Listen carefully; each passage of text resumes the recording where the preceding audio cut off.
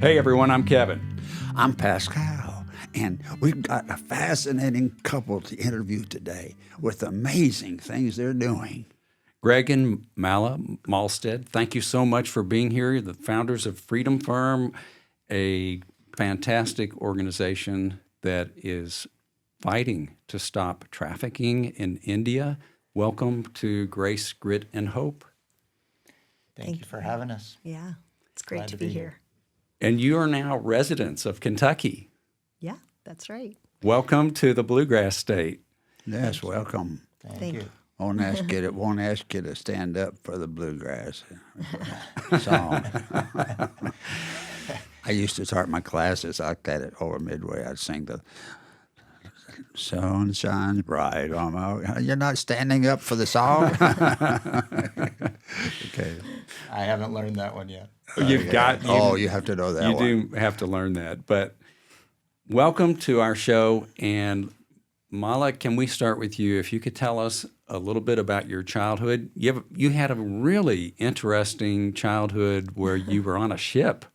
So anyway, I was born in Calcutta, and in 1970, and then 4 years later, my dad became the director of the Lagos ship. So OM had two ocean-going ships, but the first one was the Lagos. So from 1974 to 1980, I grew up on the ship. So I was from 4 to 10, and there were about 140 people on that ship from many, many different countries. And we would carry books, Christian books and educational books, to countries all around the world. And because we had this floating book exhibition, we could get into countries even like China and very difficult countries to get into. No one else was being allowed in China. Yeah. So, and then once we came into port, the adults, of course, I was just a kid, but all the adults would get into teams and go, do evangelistic outreaches on shore and bring people on the ship to buy the books. And so I think there was, it was quite a ministry. Yeah. What a unusually wonderful childhood. Rich. Yeah. Wow, rich. Yeah. And Greg, how about you? Tell us about where you're from and how you got to where you are today. Yeah. I grew up in Colorado until I was 9, and that was a childhood probably a little bit like growing up in rural eastern Kentucky. We were out in the country, so just a lot of space and nature. I remember my mom started a little school, bit like my daughter's doing. It's interesting how these things happen generationally, where she would just bring kids together and we'd go out and look at the plants and try and find animals and things like that. Till I was 9. And then my family joined the other ocean-going ship called the Doulos, right about the time when Mala was getting off the Logos. But wasn't there for as long. We were on just over a year living on the Doulos. Were these ships connected to the same organization? Same organization. Okay. You guys were connected before you ever knew each other. Indeed. Wow. I guess so. Fate. Yes. And that led to us meeting when we were still kids. So I was just 13 and she was 12 when we first met. Wow. What'd you say when you first met? Nothing. There was definitely an attraction, but I was at a loss for words. We just played ball games with lots of other kids and went to a teen camp together back in that time.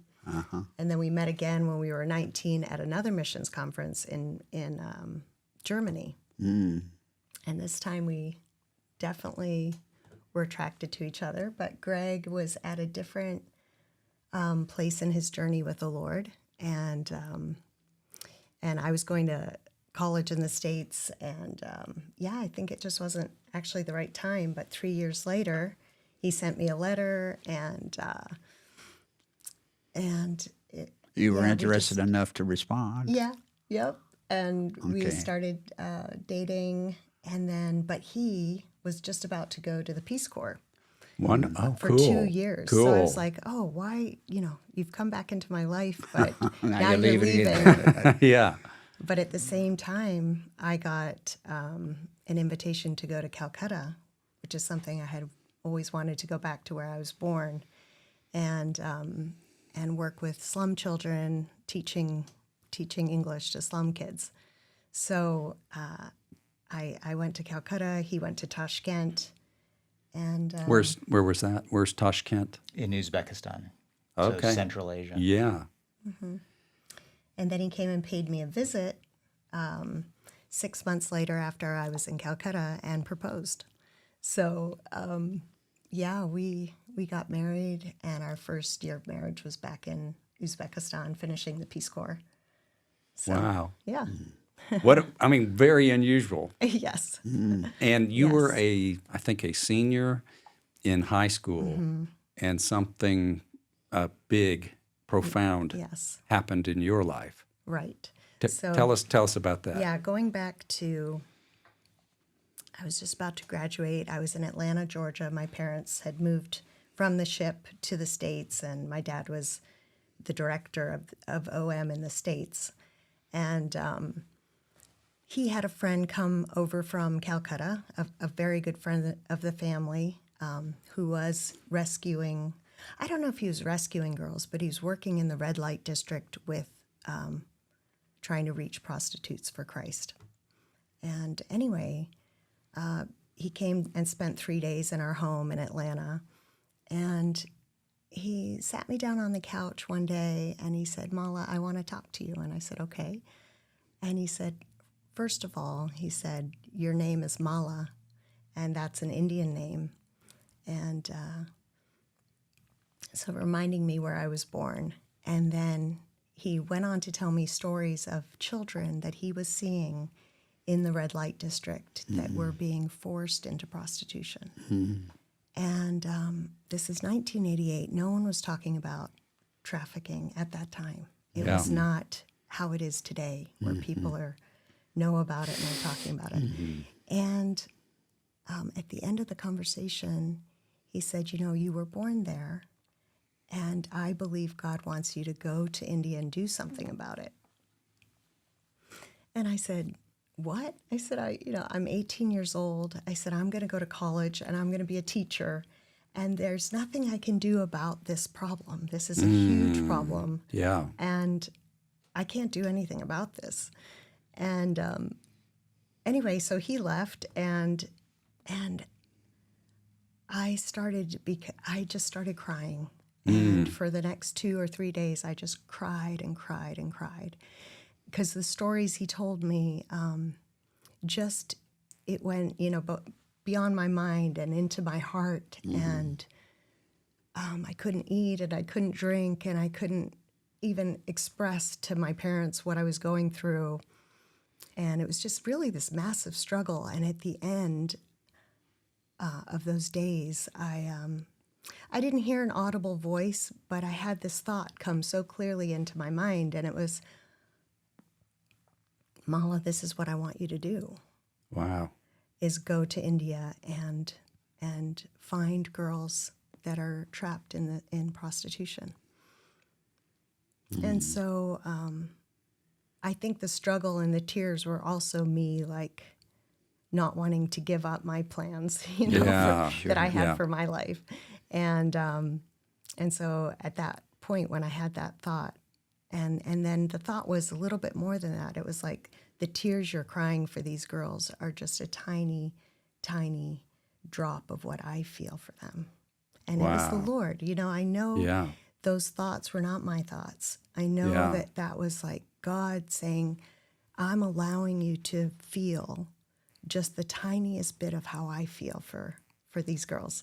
And so once I grasped that, I made a promise to him that I would do that. And so when I went off to college, I spent the next 4 years I knew that at the end of college I was going to go. And then, the rest, I already jumped forward in the story a little bit, but God actually brought Greg into my life, and he had no plan for me to go alone. But when I was in Calcutta 4 years later, before Greg and I got married, right after I arrived to go teach in the slum school, the same guy who challenged me to come, I was working for him. And he got a call from a railway station, a very big railway station in Calcutta. And there was an uncle that was selling his niece. Oh, my and she was gosh. 12 years old. Oh, my gosh. And so the man I was working for went and rescued her from that situation, brought her to his school. And then she was really wild and crazy. She was 12 and she couldn't read or write or sit in a classroom. And so they said, Mala, why don't you sit with her and teach her for the next 3 months? And so that's what I did. And it was just a one-on-one situation. But the only way I could communicate with this girl, because she wasn't ready to she wasn't ready to learn to read or write, was through art. And so we began to draw together and paint. And slowly she settled down and began to trust me, and then I was able to teach her something. So that was a profound thing that impacted me. Yeah. When they're rescued, when I listen to the podcast about the stories, it's not the all over with. It's kind of not even. It takes a while to get over this terrible thing they've been through. And they still may not get over it. Can you talk about that? The process and what happens, the restoration. Yeah, I think all the girls that we've rescued over the years, it is a huge process of healing. The biggest thing is that they have to understand that the identity that's been given to them in the brothel, which is they actually, because they're so young, they accept it as that's who they are. Yeah. They think that they were born for that. Yeah. And that there's no other purpose for them in their life. And they're even given a brothel name, like Pinky or Ruby or Queenie or Baby. Yeah. And it's not their real name. And so they're working under this pseudonym, this false identity, the whole time they're in the brothel.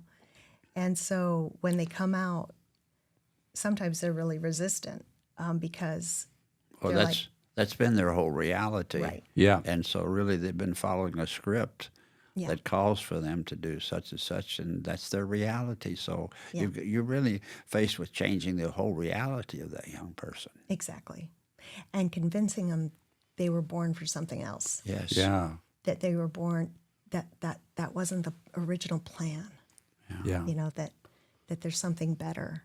And so a lot of it is exposing them to different Possibilities. ideas and thoughts, and waiting for them to grasp that they can be something else. It's got to be rewarding seeing the light come on and seeing, wow, I'm worthy of something better in my life.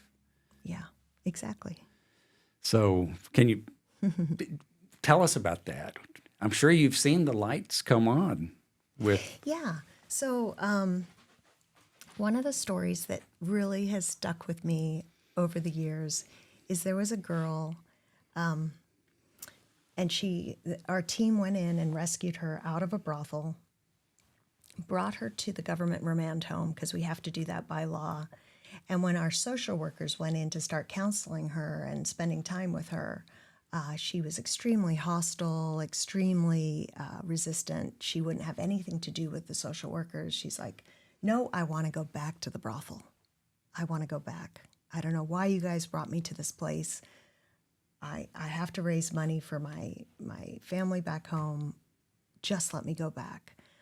Well, sadly, the government remand home is not under our control. It's under the control of the Indian government. And they did release her back to the perpetrators. And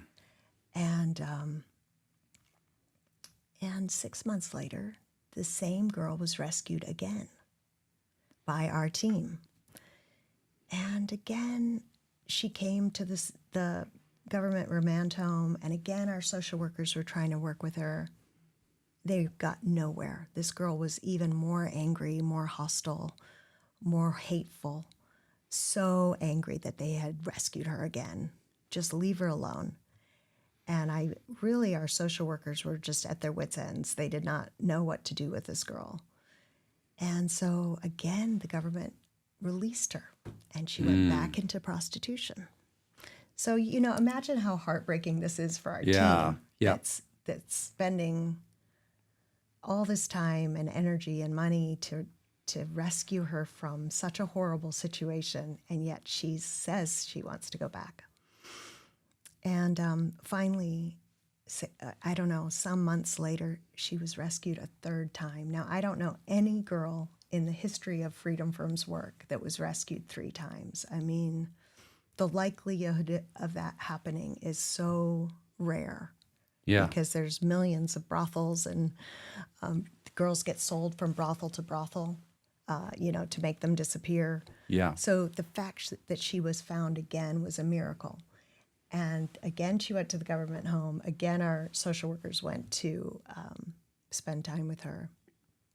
And this time, she completely had changed. Wow. And she, was so full of gratitude. And she said, the first 2 times you guys rescued me, I felt like, how could you force me? This is what I was meant for. I shouldn't be taken away from this. This is all I can ever do. It's my identity. Yeah. Yeah. It's all I can ever do. Mm-hmm. It's all I'm good at, It's my livelihood. Mm-hmm. She said, but the fact that I've been rescued a 3rd time, she goes, I know, these were her exact words. She's a Hindu girl. She says, I know there is a God who loves me and has rescued me not once, not twice, but 3 times. And I know he wants me out. And I know there's something else for me. I'm paraphrasing, but these are the words she expressed to our social workers. And she embraced her freedom at that point. She wanted to change. She wanted to come out of her past. And I think about that so much because, yes, there's the faithful work and perseverance of our team that just kept going after her. But there was this relentless pursuit from God for this one girl who kept shouting and saying no. But he knew that she needed to be rescued, and he knew that she would give. She would embrace that one day. You're reminding me of the scripture, I will leave the 99 sheep and go to get the one. Just the one. Just the one. Yeah. So if I haven't made it clear, the organization is Freedom Firm USA. And when I talked, like last night I was talking to my wife about this, the question they always say first is, how does this process of rescue work? And Greg, this is right up your alley, isn't it, with the International Justice Mission organization that you've formed? And can you tell us about that and then about how rescues take place? Sure, yeah. Yeah, we first went to India with an organization called International Justice Mission, and we're in Mumbai for 5 years doing work for IJM, which is very similar to what Freedom Firm that we started later continued to do. And when it comes to rescue of girls, it's relatively straightforward if things go as planned. And so the idea is you have to find the girls. Yeah. So the whole idea is we're trying to help the oppressed. Well, as is so often the case, the oppressed are not able to just walk away from their situation. So girls can't just leave the brothel. The vast majority of them, especially if you're talking about underage girls, it's not an issue of, why don't they just leave? Why don't they just choose to leave? You sometimes hear that. Well, they can't. Yeah. And so they need to be found. So we would have young men who would actually go into red light areas, go into brothels, pretending to be customers, and they would find the girls. So once you have that information, what do you do with it? The next step is to present that information to the police, to the local authorities, and ask them to get the girls out of those situations. And so again, sounds simple, presents itself with all kinds of complications in the process because, of course, the fact that there's even girls in brothels, often not far from police stations, is an indication that the police are kind of allowing it to happen. And so often that's what you find. But anyway, you present that information to the police, ask them to do the rescue. There's a lot of nuance there. Sometimes you don't give precise information. Again, you have concerns about what the police connection might be with that particular brothel or red light area. Sometimes it's just we know there's a minor girl. She's in the red light area. It's very difficult to find. We can help to show you exactly where she is. And so in an ideal scenario, we don't just give the information to the police and walk away. We say, here's the information. We want to help you get her out. Most of the time, the police they don't resist that. They're not like, oh, you've done your work, now go away, we'll take care of the rest. Yeah. You do get that response from time to time. Yeah. Yep. But again, ideally, we actually go with the police. Very often we'll send a undercover investigator in again as a customer, and he will pay the money and engage that particular target girl. So it's not a question of just going in and starting to search for her, but he's already got her in a room. And so when we're able to really plan it out and get the right kind of police cooperation, that's the way we do it. Do they document? Are they taking pictures and documenting everything? They are absolutely. Yeah. Very important to do that for the purpose of proving that there is a girl or girls in this brothel, but probably even more importantly for their own accountability. So we just ensure that undercover operatives are always documenting everything, video, if at all possible, and if not, still audio. It's just so important to keep that level of accountability present at all times. And sometimes we even use that, as you point out, to show to the police, this is the girl, here's the photograph, or here's even the video of what we found. Sounds dangerous. It can be dangerous, it can, and that's certainly the most dangerous component of the whole rescue process is once you start doing the rescue, you are going with the police. And so the police presence is a protective factor of its own. But when you're doing investigation, there's no police. You're not doing that in cooperation with the police.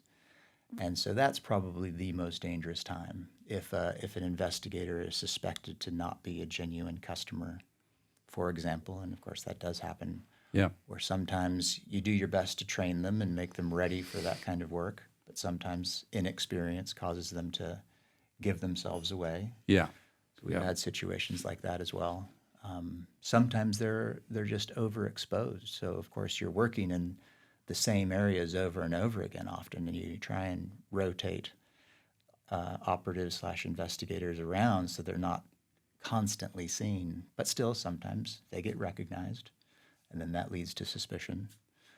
So we have had instances where investigators have been held against their will. We've had situations where they've been beaten. Yeah. So it can be dangerous. Absolutely. Are you able to prosecute people who are caught, enslaving these girls? Well, that's the ultimate goal. So absolutely, yes. It's one thing to rescue a girl, and that's where the work begins. That's where the process starts. But of course, if that's all you're doing, then you haven't really changed much. Another girl can be brought to replace her, or as Mala's even mentioned, those rescued girls are often released and then returned to prostitution. So rescue is just a piece of it. What we call the restoration or the rehabilitation is an important part of it as well. So it's not just about getting a girl out of a situation of sex trafficking. Yeah. This whole healing process that we've already started to touch on as well. Very important for them as individuals that they can step away from that and move into what their real purpose is in life. Very important as well, just that they take steps along that path in order for the third process, which is the prosecution. Right. So it's rescue, rehabilitation, Or restoration. restoration, and then Justice. justice. Yeah. And so the justice component, the prosecution, is really what changes the system. So when you start actually holding traffickers, brothel keepers, the perpetrators accountable, that's when they start questioning whether they should continue doing the same work. It's only until then. If they're just getting a slap on the wrist, or if you're taking girls away but they can easily find others to replace them, why should they change their behavior? Yeah. But when there's costs involved, not just financial, but serious jail time, that does work. It does cause people to question, is it really worth it? Am I going to bring another young girl into my business if I'm running the risk of spending time in jail? Yeah. And so that starts changing the system. And that's what we've seen, particularly in India, where Freedom Firm's been at work now for 20 years. Okay. Where entire areas, it's just so much harder to find minor girls in those brothels because the brothel keepers, the traffickers, they are seriously worried of the consequences. Yeah. And so this is a great segue to how many rescues over 20 years have you been able to achieve? So we've just crossed 1,100 girls. So kind of Congratulations. try and track it Wow. as closely as we can. Not credit to us. We've been much less involved for the last 7 years, but the Freedom Firm team in India has carried on, and yes, they've just crossed that significant milestone to help with the mission in India. That's another great segue. If you could talk about how someone listening could support your efforts, and then Pascal has an announcement he wants to make about something important. But tell us first, how can I support your efforts? Do you want to take that? Sure. Yeah, there's really quite a few different ways. There's a prayer meeting that you could join that's once a month for Freedom Firm, and you hear about all the different prayer requests from the different teams in India. There's actually, I want to say, 5 different offices spread around the whole country of India, and each one has a list of requests. And so that's a very sweet time in prayer that you can join once a month. Do you go to the website to do that? Yes, I think so. Yeah, there's when you get an email, when you sign up on the email to receive the monthly updates of the number of girls rescued and the stories that are happening on the field, there'll be a way that you can click to join the prayer effort. Yeah. Wonderful. So that's a really wonderful way to really be in touch with the on-the-ground needs in India. And then you can also, here in the States, if you want to become an ambassador, a Freedom Firm ambassador, there's a program that you can join, and that's to raise awareness in your own community about the issue of child sex trafficking and how to support the work of Freedom Firm. And it's really about reaching out to your own friends on social media and, just through word about. Now, this is not just a problem in India. Right. It's global, and it's actually happening even in Kentucky in its own form. Maybe not in traditional brothels and this kind of thing, but online and so many ways. There are vulnerable children in our state and across the U.S. That are being exploited. And you hear about it in the newspapers, but then it's much harder to find online as well. So, yeah, this is something that's affecting the whole world. So becoming an ambassador is a way for you to really support this issue. And then, of course, there's the kind of thing that Sim Bates did. He was on your program as well not long ago. Yeah. And he's a runner. And he Yeah. said, hey, how can I support Freedom Firm? And so what he did is really quite incredible. I don't know if I want to challenge too many others to try and replicate that. 30 miles a day for 30 days, so a total of 900 miles. I mean, you know his story, of course. I don't need to retell it. But it was something he loved to do. Mm-hmm. I don't know. Somebody might have something else they'd At love, 10 years love old, to do. he started at 10 because he didn't like the academics, so he started running outside Yeah. at 10 years old. Yes. Yeah. But he raised $90,000 approximately for a great, Yes. wonderful cause. Yeah. We went back to India in October last year. And then through a series of very interesting events, we got this idea to, since India didn't seem to need us anymore, that maybe we were supposed to start Freedom Firm in another country. And this whole time, 20 years, we've just been so focused on India. But from a couple different sources, we really started to think that maybe God wanted us to start in a different country. Mm-hmm. And so we shortlisted about 8 countries and started to research the anti-trafficking efforts that were being made in those countries, the problem, how serious was the problem. And short answer is, in the last couple months, we've paid a visit to Bangladesh, Mm-hmm. which is neighboring India, of course, shares the full border with India.